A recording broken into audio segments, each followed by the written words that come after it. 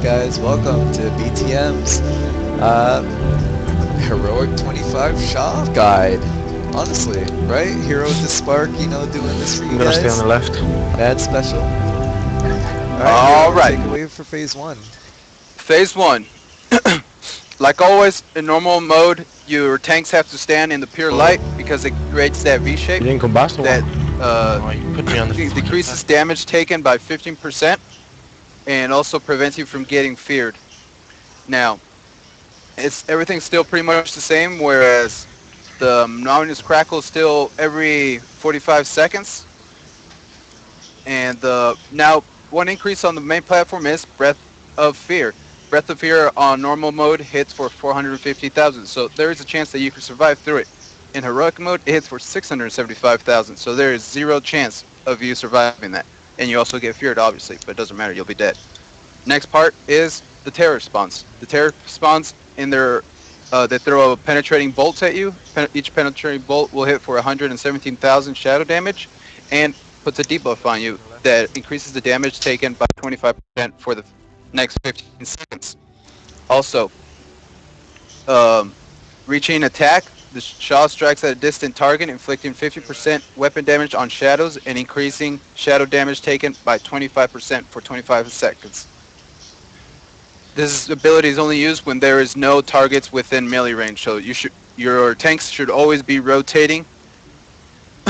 Now, for the platforms, going into the platforms, shoot. The caster shoots at the target, inflicting 75% weapon damage. It's still the same, no change in heroic mode. Dead spray, also the same. It still inflicts 75 weapon damage to a random players. Death blossom. Death blossoms you now have to stack and absorb the damage because you will not make the timers mostly because now the bosses in each platform have 24 million health. And Death Blossom used in normal mode hits for 82,000, now hits for 168,000 physical damage, so you could always bop it or use many other personal cooldowns to negate most of the damage. Shaw Globes, in Shaw Globes, each globe used to heal for 5%. Heroic mode, it's 8%, and you still have 8 seconds to catch the globe. But they also increase the damage taken from each globe. Each globe used to inflict 30,000 damage, now inflicts 39,000 damage. So you got to be careful of your health because you're constantly taking more damage. Oh, Lay's Hope. What Which about one? Lay's Hope? Oh, hold on, I'll get to that. Fearless. Fearless also, whenever you kill one of those bosses, you get an increase of 60,000.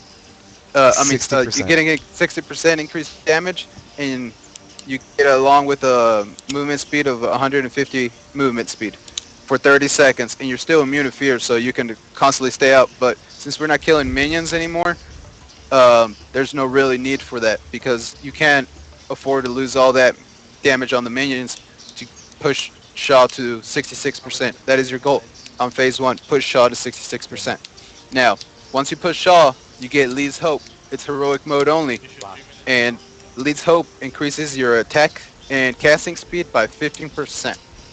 I think that does it for phase one. Go ahead and Despark, take it over, bro. Alright, well, putting forward the video onto right where we changed to phase two. Now you're gonna see the phase change coming up. Now look at all of these. Alright, first I'm gonna show you what you have to dodge at the end of phase one. Now, see all the ads on the platforms, like that we don't kill on the main one. You're gonna have to be dodging all of this. Healers, DPS, um, even inside of here with the reduced damage, because of the amount of ads that are up that we do not kill, because we need that DPS on the Shah. Okay? Now, when the phase change does happen, you're going to be sucked into the Dread Expanse. Now, right here's the phase change. Boom, right there. The tank needs to get aggro on the Shah immediately. Now, the one thing that you got to worry about, besides keeping your focus throughout the entire fight, the fight is about 25 minutes long. Okay?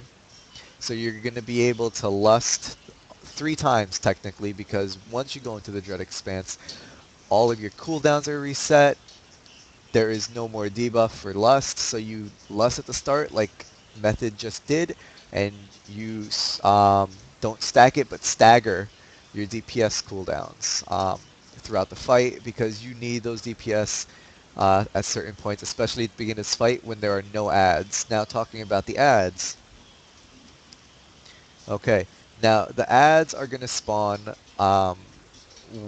per submerge. So there's going to be one ad at the start and then two ads at the next submerge, and you basically have to worry about the ads. There's one right there, a dread spawn. Okay. Now you see they don't DPS it immediately. They just put dots on it. You know, dot classes, multi-dot are amazing on this fight. And the ad, you can't aggro the ad. The ad follows a champion of light, which is a buff. Okay. Now this buff is called Pure Light. You take 30% reduced damage and you are immune to fears and horrors, and you get a action button for Transfer Light where you can transfer that buff to any champion. Um, what you want to do, you want to have 3 champions for this role, preferably hunters because they can move and cast without using any cooldowns or anything like that, and depending on their class would be better suited to it, as well as having the deterrence. You see there are 2 ads right after the submerge. Let's watch that submerge again because you need to dodge the cloud coming up. Okay, see that? You see the cloud right here? That cloud does 860,000 damage, which you need to dodge in 12 yards.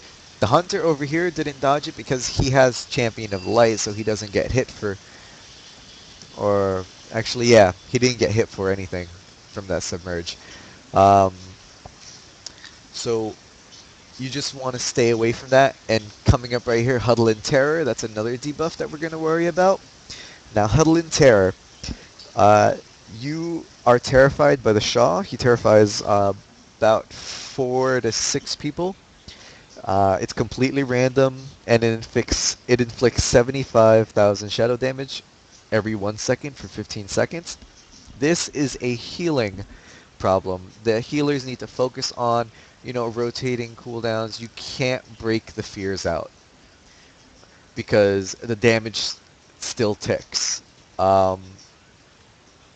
Shamans can drop their tremor totems, but there's no way to mitigate that damage except for healing through it. You don't want to break them out because it just causes more damage. And another one that the Shah does, which tanks need to watch out for, is Implacable Strike. There should be one coming up soon.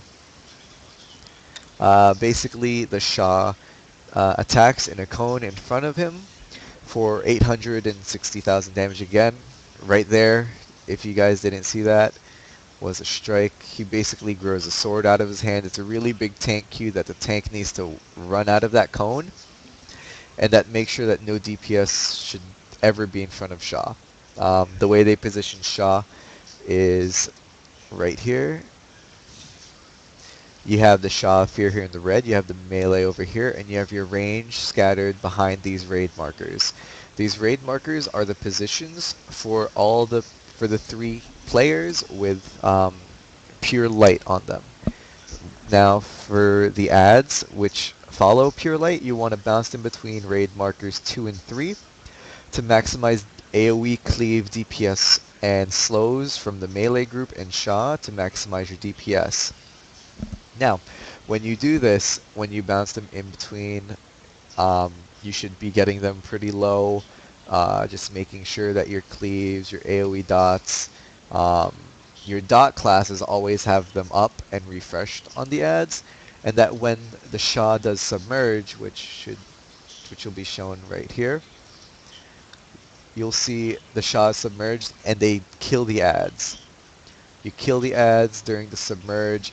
They don't have them low enough at this point, but it's the idea to have them dead before the next wave of ads come, because the more submerges he does, the more ads show up. Okay?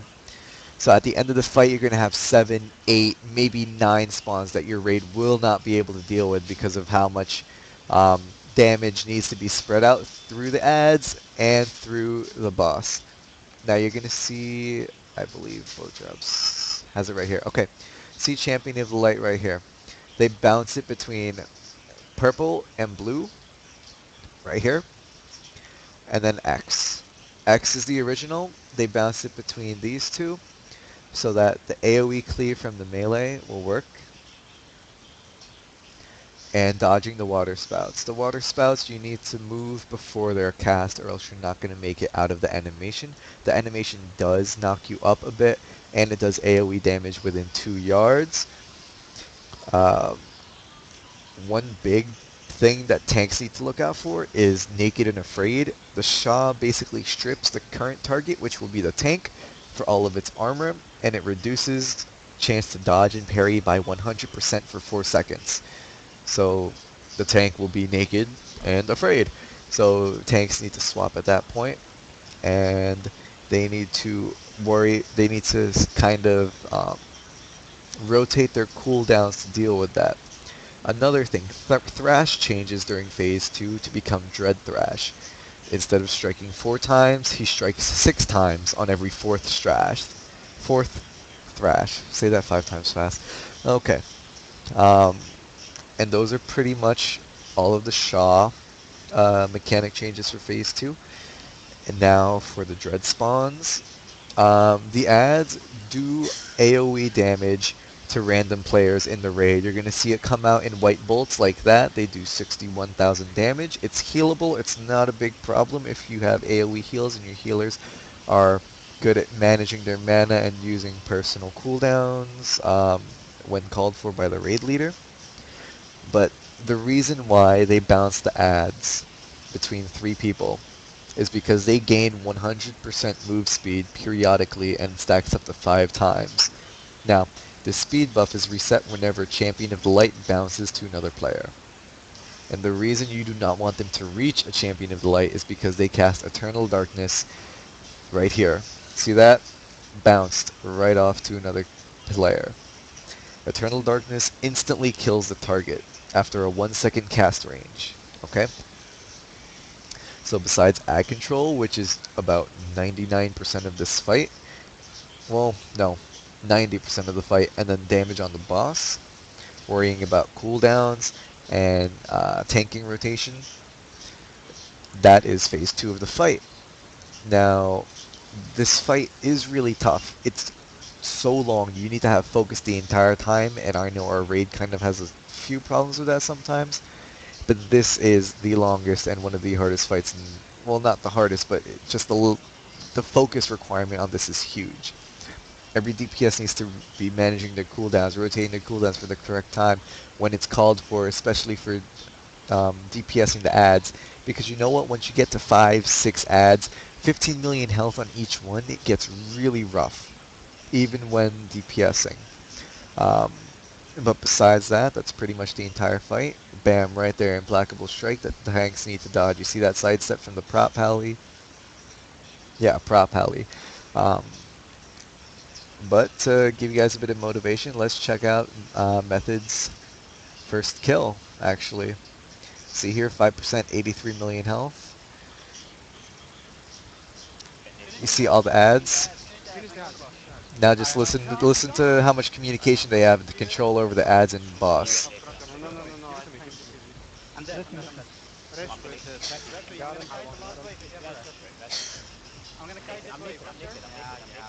Nuke.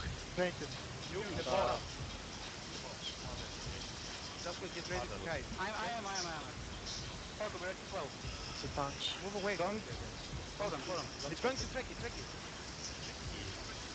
I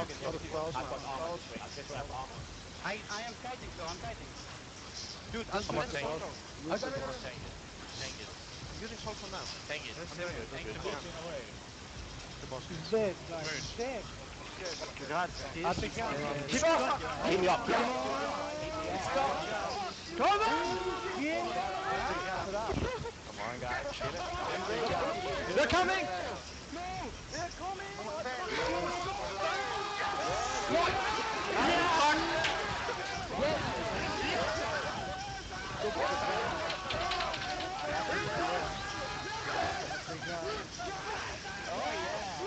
Oh my god. Holy